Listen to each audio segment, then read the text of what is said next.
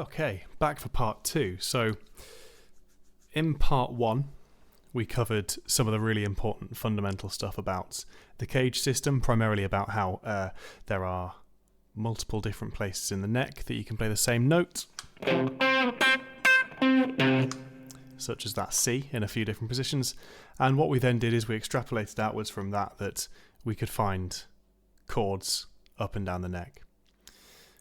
We had a look at major chords and we had a look at minor chords. The major chords using different shapes, C shape, A, G, E and D shapes, and minor chords, the ones that could be turned into minor chords, as we sort of said it, were the E shape, A shape and the D shape. Okay, and by the end of the last lesson we were looking at coming up with chord sequences and working out how to play them in different ways instead of just in the first few frets, in ways that we might have become accustomed to. Okay, so all of that was really about laying the foundations for what we're doing here, and maybe in terms of which chords you play and how you go about your rhythm, maybe getting out of a bit of a rut. Okay, I'm going to turn this camera just a little bit further here so that you're not looking directly into my kitchen. Wonderful. So today, in this lesson, in this part, what we're going to be looking at is how we can turn those chord shapes into arpeggios and scales.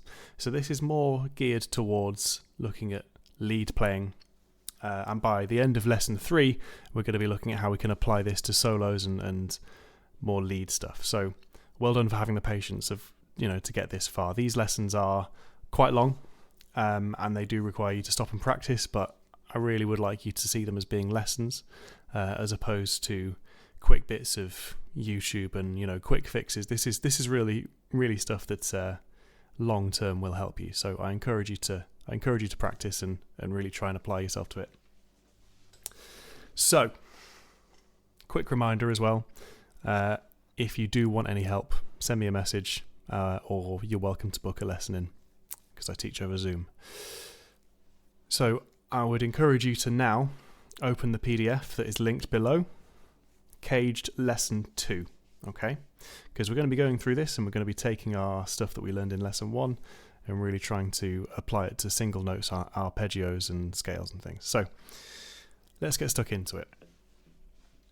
So by the end of the last lesson, we figured out that we have these different shapes playing chords. And what I've just done there is I played the C major chord in 5 different positions of the neck. That's using the C shape, the A shape, the E shape, C shape, A shape, G shape, E shape and D shape. Okay. Now, if we've worked out that there are multiple different ways of playing the same chord around the neck of the guitar, what we can then work out is the arpeggio. So an arpeggio is just the notes of a chord played separately. Okay.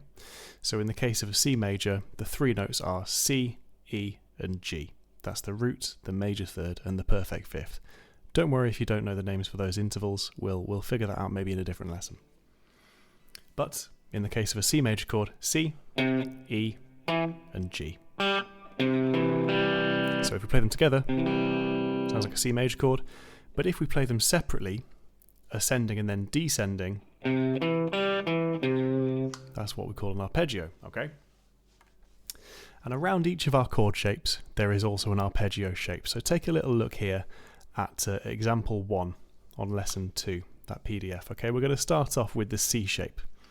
And it's very, very similar to just how you would play that C chord. It's just that when we get to the top there, I'm going to add in fret number 3 on the E string. That's a high G.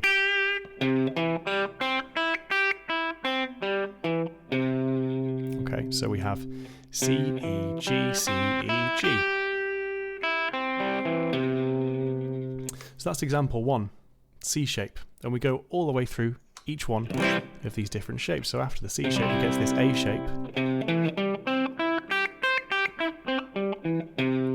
It's very heavily based around the initial chord shape. It's just that in this one we are going to add on from this fret number 3 on the A string, we're going to add on that fret number 7 on the A string. Then we're going to go 5, 5, 5, fret number 3 on the E string, and that's a high fret number 8, okay? So that's a C. C, E, G, C, E, G, C at the top. And so on and so forth through all of these different arpeggios. So because you've got a more fundamental understanding from lesson 1 about these different shapes and things, I'm not going to spend as long talking you through each individual note, okay? The idea is that in front of you on this PDF, you've got each of these arpeggios written out for you. They should sound like this in each different place. You will notice if one of them doesn't sound right. So if you accidentally kind of go a fret too high or low, it'll be quite noticeable. I'll show you what I mean. So if we have bit out of place. Right, so we notice the one that's a little bit funky. So, what I would encourage you to do is take a quick look. In fact, not a quick look. Put a bit of practice time in here. Pause the video for a moment and just go through example 1. There's the C, A, G, E and D shape, and then at the end there as well I've put the octave up for the C shape.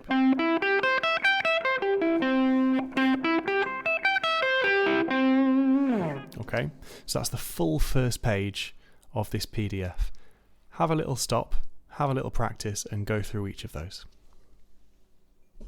while I have a sip of tea. Cool. So, now that you're a little bit familiar with those shapes, what we could do, from what we figured out from our last lesson, is I could play like a C major arpeggio, and then a G major arpeggio, using the different chord shapes and the different arpeggio shapes that you've got there. I really encourage you to spend a decent amount of time looking at those arpeggios, okay? If you know the chord shapes from the previous lesson, all you have to do is add a couple of notes to those and play them as individual notes to come up with the arpeggios. They're all written out there for you. Spend a good amount of time just getting used to how the chord shape that we learned in the last lesson applies to the arpeggio shape. It's the same information, we're just adding a little bit on. A really important thing to remember during these kinds of lessons is that we're not approaching the arpeggios as new information. We're approaching the arpeggios as being something that's a slight addition to the chords that we learned last time. If you've remembered the chords or you've practiced those chords, all we're doing is adding a couple of extra notes on. So there should already be a bit of a basis for this and we're just adding a little bit extra, okay? So, last time when we were doing the chords, we figured out the major ones, and then we also had a little look at how to play the minor ones. And this is where we come to example 2 on your PDF, okay? So what I've done is we've got, oh, I'll tell you what, I'm absolutely wrong. Example 2, I'm getting this in the wrong order, I apologise. Example 2 is some expanded versions of these arpeggios, okay? So, in the arpeggio that we just played, C, E, G, C, E, G, the very first one, that wasn't actually all of the C's, E's and G's that we have in this part of the neck. Okay, so I was playing an arpeggio here, but actually I missed out a couple of notes. Because I was playing from the root note upwards, I missed out a couple of notes. What we can do is we can add on to those as many C's, E's and G's as we possibly can within the same part of the neck. I'll show you what I mean. So instead of playing this, I need to find as many C's, E's and G's in this part of the neck as I can. I've got the open E. I've got this G, which is fret number 3 on the low E string. If I add those to this arpeggio,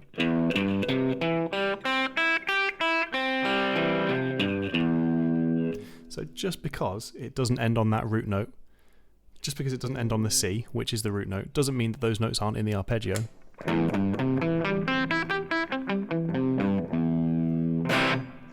So we can add those in. Again, the A shape, very, very similar.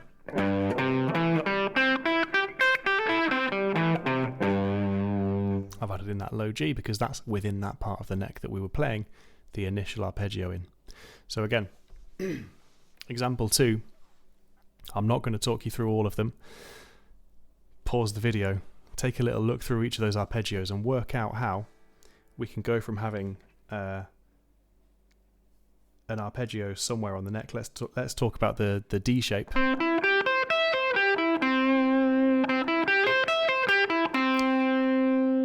But we've got loads of notes in the same part of the neck that are part of this arpeggio. Loads of C's, E's and G's that are around here that we've not played. So we could have...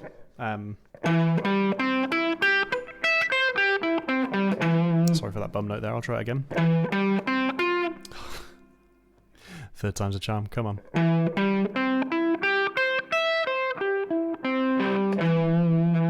There we go. Looking at the guitar is quite useful. So, in each of these parts of the neck, we've got C's, E's and G's that aren't necessarily on the root note. So explore every part of the neck. Again, this is on example 2. So if we go right back to the beginning, we've got every C on the neck. We've then got every C and E and G on the neck, which creates our chords. We then worked out 5 different places to play a C major chord on the neck. Then we worked out how to take those chords and turn them into arpeggios. We then looked at how to expand those arpeggios so we were playing every single C, E and G within whatever part of the neck we were based in, okay? So again, we're starting off with something, then we're adding a little bit each time. If you're not following, it's totally okay. Go back, try it again, and if you're still not following, just send me a message, okay? So example 3. This is when we get into our minor chords. So exactly the same as the previous lesson. Caged chords were all major, and there are a few that can be turned into minor ones. Okay. Such as, if I have this C major here, which is like an A shape that's been moved up, we turn that into a C minor like this. But the same thing happens for the arpeggio, okay? So the C major arpeggio in the A shape can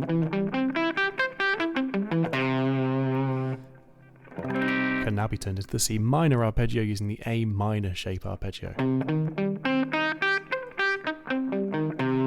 And this is where all those really fast guitar players, do you know that A minor shape arpeggio that I just played there? That's where you get like these fast, like sweep picking stuff. It's where cool stuff starts to happen. If you're into that sort of thing. If you're a Dragon Force fan. They were cool. I liked those when I was a teenager. They were cool. Anyway.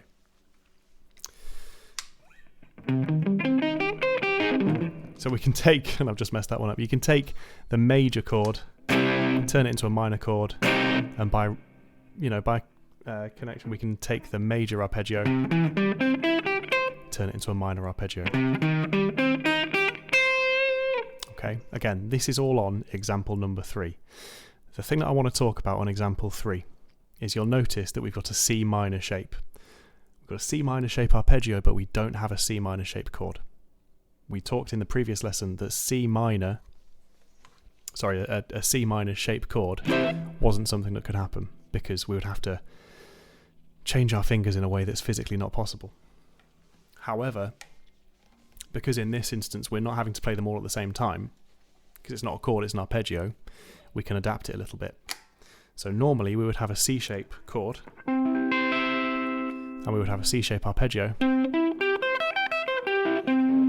Okay, but this time we can't have a C minor shape chord because it would involve us changing our fingers in a way that's really, really difficult. However, the C minor arpeggio can be done.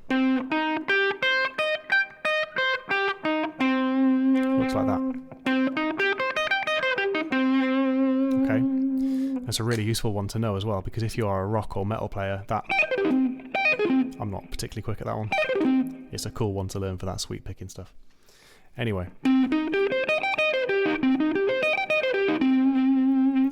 that is the first example on example 3. Okay, so take a look at that. So now what we have in example 3 is we have 4 different places where we can play a C minor arpeggio.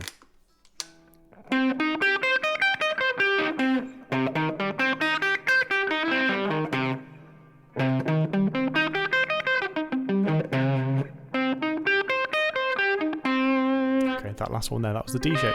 Do you remember that D minor shape from the last lesson? It's Very, very similar. There's just a couple of places where you add an extra note. Okay. Again, have a little break, pause, take a look at those arpeggio shapes. Okay. Like I said in the previous lesson, this could be a week's worth of practice for you if you wanted it to be. Okay. It's like it's an actual one of those weekly lessons that you go to in person. It's just that I'm talking to you on the internet, which is cool. So, pause the lesson now. I'm going to have some more tea. And I want you to go through, for a few minutes at least, go through those minor shape arpeggios for me, okay? Off you go.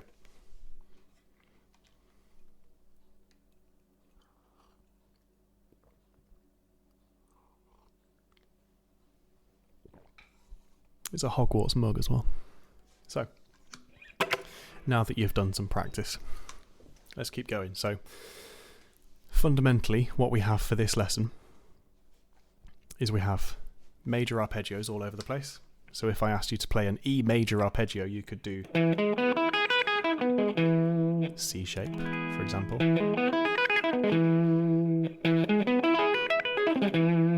Because that's just a couple of the examples that are on example 1, 2 and 3, but moved around the neck so they're in the key of E.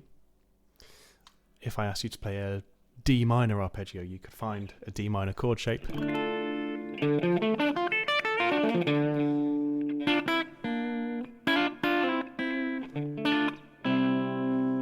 Now, do you notice how famous songs like that, you'll start to notice these chord shapes and these bits and pieces, they'll start to tally. That's just one that's come to my top of my head. Is that not just an A minor shape, an A major shape, another A major shape? Cross-reference it with stuff you already know. You've probably already got a few of these shapes kind of figured out. Anyway. So, if I asked you to play, for example, C major and an E minor arpeggio. Messed that second one up. See what I mean? So, it's those were both A shapes, okay? But you can play them in a number of different places. I'll show you another C major and another E minor. Okay. Now again, if we go down to example, there it is, example 4. You know how earlier on we talked about the fact that those arpeggios don't contain every single note within that part of the neck? Example 4 is a more sort of filled out version of it. So the let's say, for example, the A minor shape, which is the second row on example 4. Okay, find that spot. The A minor shape, example 4, which is the bottom of sheet number 3. Okay. A minor shape chord for a C minor. A minor shape arpeggio for a C minor. Then an A minor shape arpeggio for C minor that's got every single note from that arpeggio in it. I'm hitting a lot of bum notes today. I apologise. I know that I've been awake for a while. That's why. No excuses. So.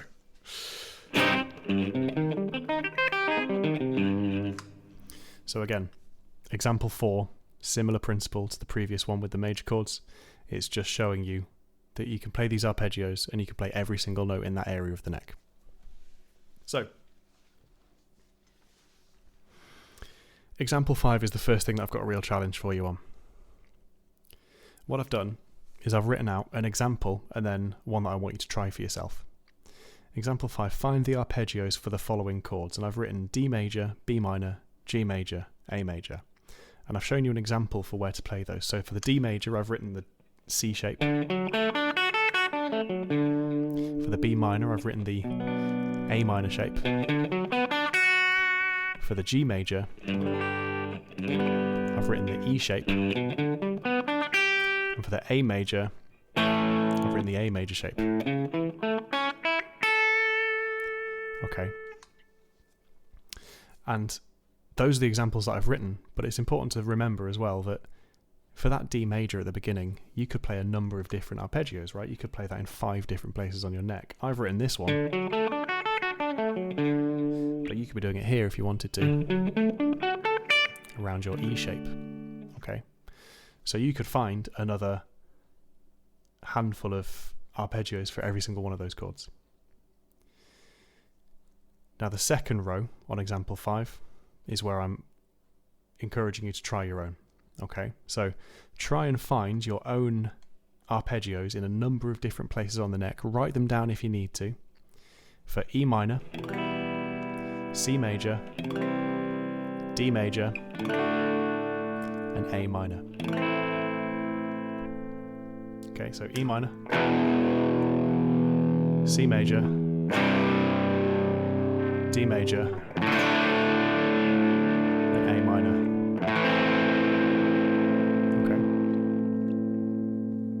See if you can find, this is your challenge, find at least 2 arpeggios per chord. 2 places you can find the E minor arpeggio, 2 places for a C major arpeggio, etc. Okay?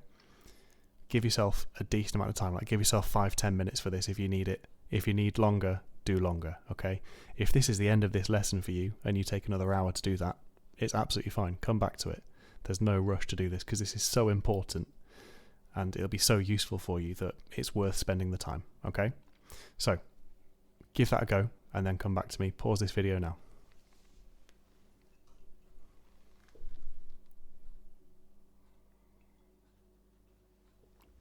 Cool, so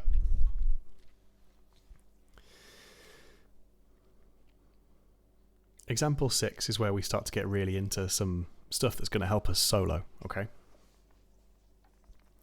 Every one of these chord shapes has got an arpeggio. If we work further on from that, so we started with the single notes, then we had pairs of notes, then we had triads, then we had full chords, then we had arpeggios, then we had those kind of extended arpeggios, and now we're looking at scales. Okay, so every single caged shape has got a major scale around it. Every single one of the major caged shapes has got a major chord around it. C major using the C major shape. Okay.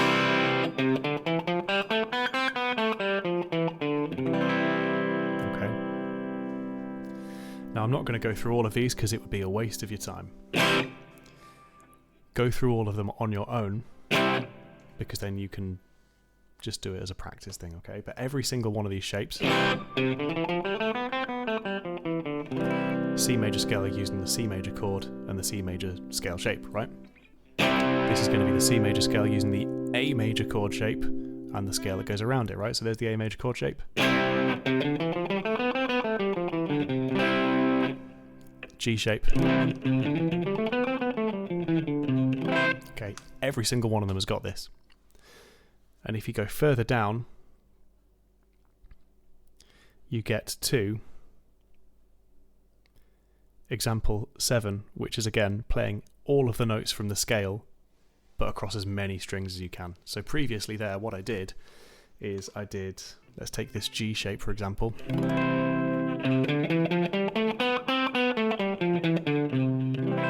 But what if I do that across as many strings as I possibly can?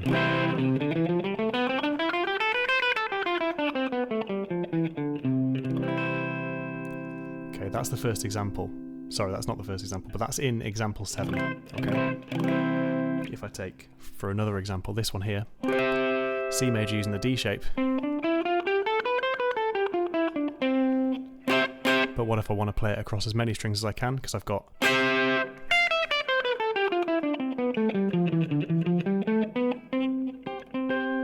Okay, so these are all written out for you again. The most important thing to remember here is that it's all related to the chord shapes that we've already learned.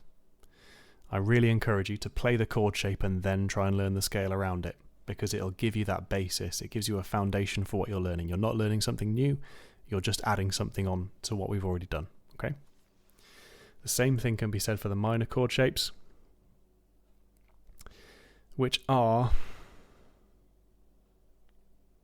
Where are we now? Example 8, the exact same principle. Okay, so the let's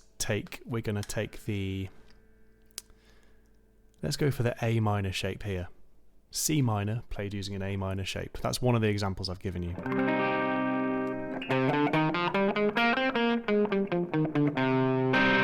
If that was a C major chord using this A major shape, but now I've turned it into a minor chord,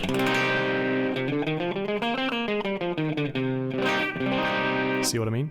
It's exactly the same principle as the chord shape and the arpeggio. Exactly the same idea.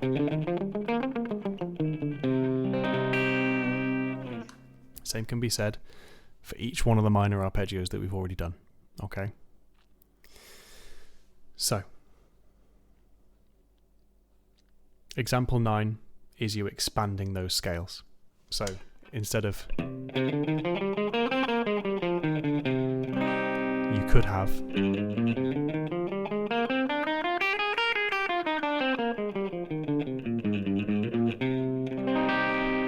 now there's weeks of practice in this lesson alone. I have whizzed through this and we're on 26 minutes-ish already on my phone up there. So you could have a few weeks of just learning your scales in this. I would recommend that maybe you do something more fun alongside it. Like if you're learning how to play Freebird or something, do that and then spend another separate part of your practice learning this, because you've got to have fun while playing guitar. And this is quite dense, and I appreciate that. And well done for sticking it out this far if you're still with me. The really important thing to remember though is that this is so useful. You will use this a lot if you really implement it and if you really try to remember it. So, final challenge for this lesson. Find the following chords, arpeggios and scales. Okay, so example 10, the bottom of sheet number 7 of lesson number 2. Wow, we're over halfway there in terms of the 3 lessons, right? This is the very end of this second lesson. Example 10. The challenge is find the following chords, arpeggios and scales. So let's take an A major as our first one. How many places can you find the A major chord?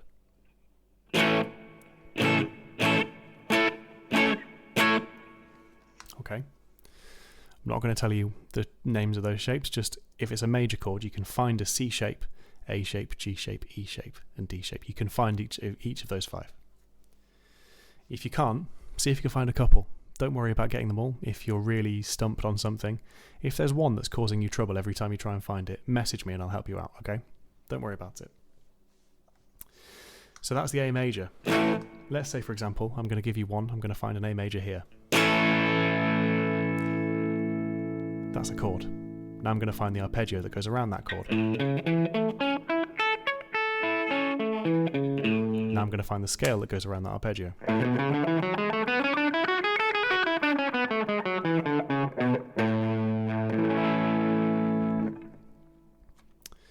The second one is B minor.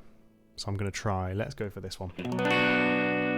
That's the chord, using the A minor shape, arpeggio. And the scale.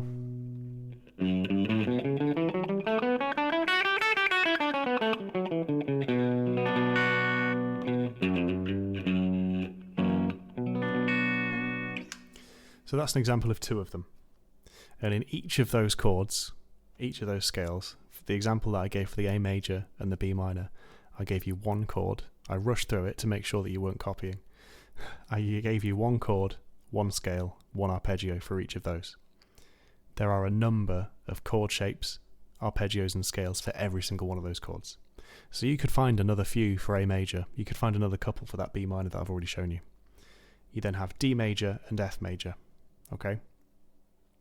So the final challenge of this lesson, find in multiple places on the neck A major as a chord, an arpeggio and a scale. Find as multiple places on the neck a B minor as a chord, arpeggio and a scale. Keep doing the same thing for D major, F major. Okay, that's the bottom of that sheet. If you find all of those and you're happy with it, give yourself some more to find. Try and do like a B flat minor or something. Like just name a random major or minor chord and see if you can do it. If you really want to apply it to something else, go for a song that you already know. If you already know the end bit of Stairway,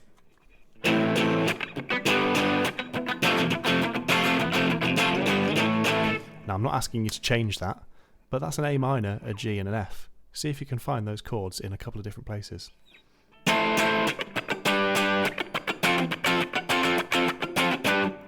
Get the idea, right? Apply it to stuff that you already know. So, that's half hour. If you get stuck, can't stress this enough, just send me a message. I'm happy to book in a lesson, or I'm also just happy to send you some pointers over messages or whatever. Send me a message, get me on Instagram, it's at the top of that PDF. Make sure you've got that PDF downloaded as well, because these are really useful practice tools for you. I'm giving them out for free. Use it. I'm pretty 99% certain that if you apply it, you will get better at guitar, so give it a go. Third lesson coming soon, and that's the one that's going to teach you all about how to apply this to solos and do the cool sounding stuff. So stick with it, and I'll see you next time.